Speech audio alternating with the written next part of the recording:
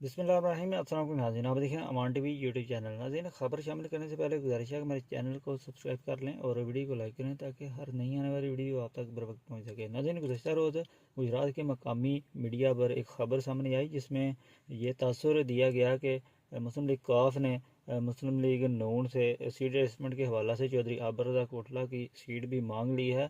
इससे पहले मज़ीद ये तासुर भी दिया गया कि चौधरी हुसैन लाई और चौधरी सालिक हुसैन के मुकाबला पर तो जो है वो मुस्लिम लीग नून उम्मीदवार खड़े नहीं करेगी, लेकिन चौधरी अबर रज़ा कोटला की सीट का भी अब जो है जिक्र किया जा रहा है। और ये तासुर दिया गया कि चौधरी वजाब हुसैन चौधरी मूसा लाई को जो है इलेक्शन कंटेस्ट करवाने के लिए जो है उन्होंने चौधरी अबर रज़ा कोटला की सीट का भी नाम जो है वो अब लेना शुरू कर दिया है।